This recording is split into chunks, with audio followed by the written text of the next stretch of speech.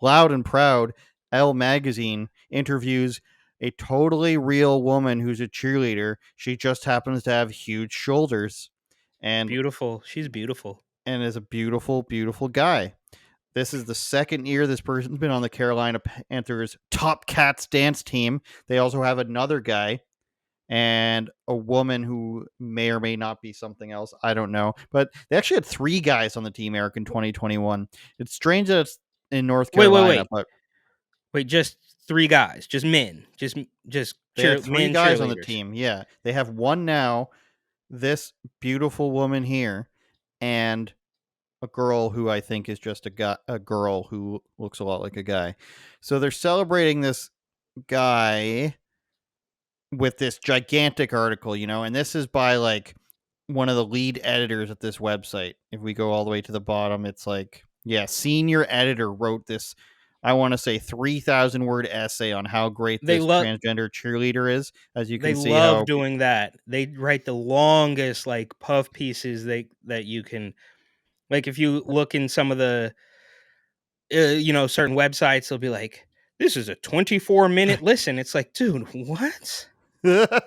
well, um the transgender person basically says that this is for this is for kids. He's doing it so that he can inspire kids. There's a lot of mention of children and when he was a child, and he wants to be an agent of You mean change. this you mean this beautiful woman?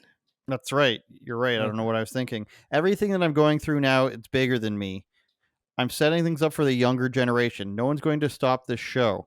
And they talk about how in North Carolina and other states, what's the word they use? They use some crazy words about how, boys can't play with girls. Let's go back to the control effing children. Control F children. And this is where it says these laws, like in the home state of North Carolina, disproportionately impact transgender girls by defining them as biologically male and categorizing them as a threat to fair competition. Like you write this and you say, how dare they categorize these young boys as biological males and say that they're a threat to fair competition? Have you seen little boys and girls before? Do you notice that they're different? So it breaks Lindsay's heart knowing that the next generation of trans children might lose access to outlets like sports, which just as dance did for her, can help people find and express their true selves. I will fight this until I can't fight anymore. The interesting thing about this person, Eric, is that his mother kicked him out of the house when she found out that he thought he was a woman, and he had to move in with his estranged father, who by his own admission says that he probably just let him stay there because he was paying rent. Well, and let me guess. It would have been life and death. I can only Well, assume it would have been no, life and death. But can I okay. we're very close to that part if you're willing. The majority of transgender individuals are living with the aftermath of trauma and the fear of possible repeat victimization. Two transgender women were found brutally taking their lives away. I don't know what YouTube's policy is on that, in hotel rooms not far away from the Panther Stadium. I just thank God that I'm still here, Yep, Lindsay says. boom. So a person It's just of so your predictable. a It's person so of your predictable. sexual preference gets killed, and this is like, oh my God, this is the same as me being killed. A white Look, person, you can't a I don't white think you guy can say that. between You the gotta stop. You can't say you gotta say, I think unalived is the word, or deleted unalived. maybe. Yeah, dude, you're setting It's us up. like, if we want to go with the fact that there's like this whole thing where it's disproportionately that these people are unalived or alt F forward, is just this. If they can get people to believe that, then they'll get them to believe anything. Just like the sewer sided thing, where they see that as an effect of people bullying them and not of mental illness. And then every time we read one of these, Eric, it just oozes with mental illness, like every Abs- part of it. And then Correct. on the Yeah, other because side of that's the exactly. keyboard, you have this woman who's like, "I'm a hero typing this. I am helping save the world." And then it's Can actually I just just that you're lonely. look there? Okay, I did a couple clips, a couple reels or shorts or whatever you want to call it a while ago, and I'm pretty sure I discussed this with you at at more length. And I still think it's a good idea. Some people think it's overdone. I think we still haven't defined it. And what does the word woke actually mean? Okay, like it gets flipped back and forth. Is anybody actually self-identifying as woke? Like, yes, I'm woke, or is it just a slur? And all these sorts of things. And I figured it out.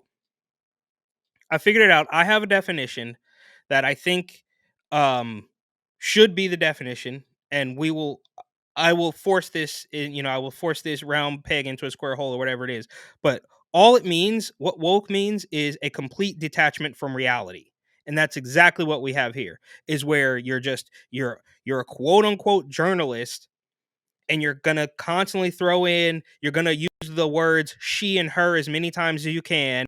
You're going to talk about how beautiful it is and talk about the violence, all of this stuff that's all completely backwards because you are woke. And woke, as we know now, it's set in stone, it cannot be argued, is very simply a complete detachment from reality and desire to detach everybody else from reality. And that's what's happening here. And we see this in the hugely viral clip of some uh young scholars of color who mowed down a retired police officer on his bicycle, and then the news outlets don't want to really tell you what's happening. That is another example of this, is just obfuscating the truth for whatever reason. It might be money, it might be power, control, but I have figured out that's what the word actually means. And this article is a prime example of this, where you are trying to tell us that a traditionally graceful, beautiful thing, a female cheerleader who's probably in the best shape of her life, 30 years old, should just be the peak of beauty, not the Lizzo types, not this buff man, right? They're just completely flipping everything on its head to make you believe that this dude, who should actually be playing on the team, is a beautiful cheerleader. That's Well, what's happening. it's funny that you should mention that. I just want to show this one. You can see the guy on the left side here, right there. But you look at the Is that roster. Rob Smith? um, my girlfriend thinks that it's because the owner has a thing for guys. I don't know why you would think you need three guys, and then they're like they usually are involved in stunts. Like, get out of here. The women can flip each other. They can stand on top of the pyramid. They don't need guys to throw them the extra 10 feet in the air. But I don't think the Carolina Panthers dance squad cares that much about how they look. There's several girls that are not in shape, as you're going to see the guy here, and then as you go further down, and there's this other guy, and as you go further down, they bury some of the ladies who aren't as in good a shape, What? and then What? this to me looks like Chris Rock, New York lesbian sort of thing going on here. And then this girl's pretty out of shape. They've even cut off her photo at her belly button. So I don't think that this Carolina Panthers team is too into looks. I think they're just whole social justicey thing. The women are older. Some of them are out of shape. They've got a couple guys. They've got a couple girls that look like guys. They've got, a running back here, couple gypsies there. I think this is all just a show. Somebody was put in charge of this, or somebody really likes having the dudes there. And the other cheerleaders are defending it. I don't want you to have the impression that they're not defending it. Because This is they what a know, great cheer team looks like, you guys. They're because literally they've giving their been jobs beaten away. they've been beaten into submission. I think, and again, I haven't decided on if this is good or bad, but I genuinely think that if you talk to these people, no microphones, no cameras, they're not going to be on board with this. But they have been conditioned, they have been trained, or as I like to say, beaten into submission to know that they cannot voice those opinions, especially these girls, because they're going to be out of a job in the blink of an eye. Turn it up, Jordan.